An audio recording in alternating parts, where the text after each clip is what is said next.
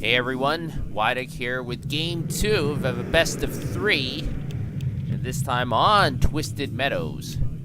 We've got spawning in the bottom left position, well, not entirely bottom left, but you know what I mean, in the bottom most left position as the yellow undead, we've got Wan. And Wan's opponent, who won game 1, is spawning in the most top left position as the blue orc. We've got Still.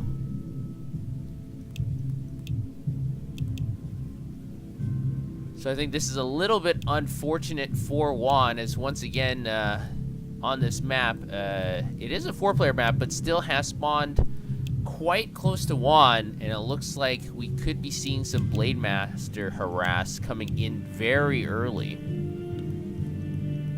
As the Altar of Darkness generally for the Undead player is going to be a little bit later, as Undead players do need those ghouls to help that hero creep, as the Blade Master is very, very good by creeping by himself. The Death Knight not so much, but I suspect we're going to see the Blade Master again. Yes, we are, and I suspect we're going to see the Death Knight coming out of Wan. Now, if you take a look at Wan's building placement, he's able to put the graveyard and the ziggurats in the way, as well as that Tomb of Relics. One more ziggurat here is going to be able to fully protect all these acolytes from any Blade Master harass. And that is pretty standard for high levels of play in Warcraft 3. You want to protect your miners, obviously. Same in all real-time strategy games. And it looks like we're actually going to be going for Crypt Fiends first. And Crypt Fiends are much stronger than ghouls, and they do significantly more damage as well. Now, coming out from Still, it's interesting. We do have a peon moving, scouting around, looking for the starting location of Wan, able to confirm he's not in the top right. We also have a very, very frontal Voodoo Lounge. This is interesting, the placement of that Voodoo Lounge, because it does give access to that Blade Master some items like healing salves at a more convenient location, but at some point in the game, I think this Voodoo Lounge may be targeted down, as it is in the middle of nowhere, so that is a minus in that regard. And it looks like the No Warden will be chopped down here. There we go, and now the No Overseer will be targeted by both units. Now the Creep Fiend is going to be able to spot what's going on here. Creep Fiend is going to be able to do some extra damage to that Blade Master, and that Blade Master has to be very careful because the Death Knight is coming out. If the Death Knight gets Death Coil, and the Blade Master is about 80 or 90 life, the Death Coil could kill that Blade Master, and it looks like the Blade Master is going to be running away, getting that healing salve that he really, really needs, and he's going to be boosting away with a Scroll of Speed as well. Now, it looks like we do have 2 Skeletal Warriors and the Death Knight giving chase, chopping away at that slow peon. That peon is not going to make it.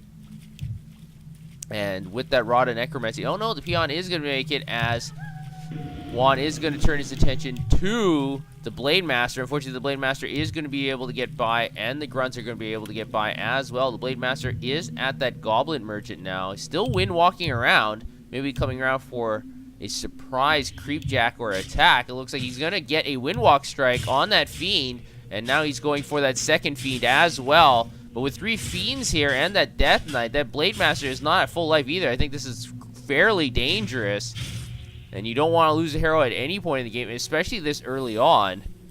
And the Healing Salve is activated, as well as Windwalk. Dust of Appearance is used up, so that is going to cancel that Blade Master's Healing Salve. Great play by Wan, using up one of those Healing Salves. And that Blade Master is down to 114 life. A couple more shots from those Fiends. Oh, Death Coil going down to 20. Now is at 13 life. Another Healing Salve is used. And that Blade Master is going to be able to get away. And now it looks like Wan will be creeping this no green creep camp. So very interesting, as the Blade Master almost died. And it looks like Still will be able to go and creep out this No Warden and No Overseer creep camp.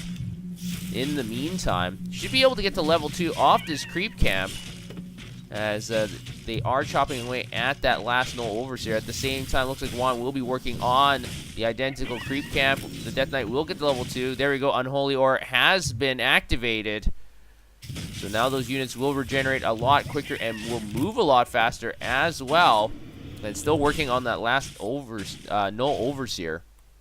Now, the Blade Master is walking around with Windwalk looking for the position of that Undead army, and they're going to be able to come in here. Now, you have to remember the Grunts do extra damage against those Crypt Fiends, so the Crypt Fiends are going to have to move back here. Blade Master is still working on one of the Crypt Fiends. Death Coil is going to save it, and the Blade Master is still charging forward, getting that Crypt Fiend down to 208, but now on that Blight with Unholy Aura, it's going to be very difficult for that Blade Master and the Grunts, so the Blade Master will fall back for the time being. And now it looks like they will be working on that Forest Troll Overlord. A couple of critical strikes brings that Forest Troll Warlord's life down quite a bit. But the Undead player is coming in here. Has to be very careful here as the Blade Master is low on life, but able to pick up the Lion Horn of Stormwind. Gonna sell that as Devotion Ore is not that useful. But unfortunately for Still, one Grunt actually has been ensnared. But it looks like Wan is going to be able to creep out the rest of his camp using a Dust of Appearance just in case, and getting a Tome of Experience. Not a bad item, so that Death Knight will be able to get the level 3 from this creep camp. And the Blade Master is still stuck on level 2, and now they're going to work on the other No Warden and No Overseer creep camp. And it looks like it should be able to get creeped out very quickly here, as a couple critical strikes is going to be able to finish off those units quite easily. And now on that No Overseer. At the same time, we do have Wan Skeletal Warrior walking around looking for some information, able to spot that Tauren Chieftain. So that is going to be the second hero for our Orc player. And it looks like the Lich will be coming out very soon for Wan. So we're going to have the Lich and Death Knight versus the Blade Master and Tauren Chieftain. Interesting that Still did not go for the Shadow Hunter again, as the Shadow Hunter can heal and is very effective that way. But the Tauren Chieftain does boost the DPS of your army quite a bit with Endurance Aura. So it looks like actually the Tauren Chieftain chose Stomp first instead of Shockwave or Endurance Aura, and this creep camp will be taken down eventually. A Tome of Experience has to drop. Tauren Chieftain is going to go pick it up. At the same time, Wan is going to clean out this Ogre Magi creep camp. And maybe, I don't think either player should set up a base here, as it's very close to each other. But cleaning out the creep camps can be useful. You're getting experience, and it looks like a Talisman of Evasion has dropped. So the Death Knight will be able to avoid 15% of attacks. Tauren Chieftain getting up to level 2. At the same time, Blade Master is going to be walking around with that Windwalk, walking around very quickly, looking for something to harass.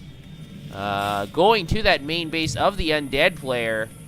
Is he going to be able to get in here? No, he's going to be chopping away at that Ziggurat. And it looks like the Blade Master is going to have to fall back. He's low on energy. At the same time, it looks like the Orc Burrows are under attack from Still. As Wan is chopping away, that Orc Burrow is going to go down. So it looks like Still is going to be over. He's 40 over 30. This is very bad for Still. He cannot produce any units, as all of the Orc army is rushing in here to try and do some defense. And it looks like one of those Crypt Fiends takes a lot of damage. Squirrel Town Portal has been activated. It doesn't look like any Undead units will fall. So taking away 2 Orc Burrows at the same time, Wan had to use a Scroll of Town Portal. So pretty even, I think. But this does delay Still's production of units. So this can be very beneficial for our Undead player. Now, he is 42 over 50 and Still is at 40 over 30. So the army size is fairly even, and they both are on one base. As Wan is trying to creep out that Rock Golem creep camp, but that Blade Master is over there and has to be very careful, as it's very easy to creep jack. He's able to get a Windwalk strike on this Rock Golem, and it looks like he's going to be able to do it. He is stunned, but he is going to get the final blow and able to get the item as well. And the Blade Master is going to skedaddle away, so that's very unfortunate for Wan, as the Blade Master is just so good at creep jacking, and he's able to do that. Now, Scroll of the Beast has been dropped for that Tauren Chieftain. Not very good. Probably will get sold, as that last, I don't know what creep that was, but as that creep is finally destroyed by Wan. We do have a level 3 Tauren Chieftain, a level 3 Blade Master, a level 3 Death Knight, and a level 2 Lich, so fairly even. Also with that Orb of Corruption, very interesting for that Lich. But the Blade Master is walking around, and he's got that Orb of Lightning, so he's able to attack air units. And he's just such a powerhouse solo hero. He's looking around for things to attack, not able to find anything as of yet, while Wan is hanging around that tavern. And it looks like, yes, there is going to be an opening here. The Acolytes are going to be targeted down, as one of the Acolytes does fall. And it looks like another Windwalk will be activated. At the same time, the Tauren Chieftain is going to go after this Rock Golem creep camp. Able to take down that Rock Golem immediately. A Belt of Giant Strength plus 6 Strength. That's a great item for the Tauren Chieftain. Going to add 6 attack when he picks it up. And 150 life. That's a lot of life. At the same time, Blade Master still working on the Acolytes. Able to get another one, it looks like. Yes, the ghouls have been able to surround the Blade Master. But another Windwalk is going to free that Blade Master. So it's very unfortunate. But it looks like Wan is going to go for the counterattack. He's going to Death Coil one Grunt. Able to kill it immediately. And a Frost Nova on that Raider. Raider's down to 66 life. It might not survive. The Raider falls as well. So 2 quick unit kills for Wan. And this is looking much better for Wan all of a sudden. Excuse me, another Frost Nova is placed on that Grunt, and the Grunt goes down again. So 3 units dropped in the last few moments, and the Spirit Walker also destroyed. So Wan is just tearing a new one into Still, 45 over 60. And Wan is now in the main base, picking off this Troll Headhunter just coming out of this barracks. And this is very bad news for Still. He's lost 5 units for free, and now the burrows are under attack. Now the burrows are fortified, so they do take considerably less damage. But I'm very surprised that Still is waiting around, actually. He's not able to attack because his army size has been depleted so quickly. And it looks like one of the Orc Burrows has been destroyed. The second one is being targeted. And that Blade Master is charging in there, focusing on that Crypt Fiend with Frost Armor. And it looks like that Crypt Fiend will burrow. A Dust of Appearance is used, and that Crypt Fiend will not be saved by burrowing. That Blade Master will be able to chop it down. The Kodo has been able to chomp up 1 Fiend. A Stomp is placed, so stunning a lot of those Crypt Fiends. And that's why Stomp can be a very good skill to utilize. Another Stomp is used. It looks like the Destroyer has been ensnared. It will go down. Silence has been placed on both Orc heroes. Another Crypt Fiend might get taken down, but no, a Dust of Appearance has been used. And it looks like Wan will have to use a Scroll of Town Portal to get out of here as the Tauren Chieftain gains another level. So Still able to hold off that attack. Still at 45 over 50 in regards to supply. And Wan's actually down. He's actually at 32 over 50. So Wan is hurting quite a bit. Even though he took down a lot of units, all of a sudden, the tables have turned. And then Blade Master is like equal to 5 or 6 units by himself, it seems like. And the Blade Master is looking for revenge, even though he's done significantly more damage. And he's looking for another opening here, and unfortunately, it looks like Wan is not ready for it, as another Acolyte is going to get chopped down. A second one might get targeted here. No, in fact, the Blade Master is going to go after those ghouls. The second ghoul is trying to retreat and starts mining again. He is stuck, and that ghoul will go down. The Blade Master is going to activate another Windwalk and will be able to get out of here. Or no, he's going to go back in and work on another Acolyte. This is very unfortunate for Wan. Great micro, able to move away that Acolyte, but still, that Blade Master is tearing a new one into all of these Undead units in the back of this base, and he still has enough energy for another Windwalk. And it looks like the school will fall. No, a Death Coil does save that goal at the last moment, and that Blade Master is going to have to get out of there as a Dust of Appearance is used.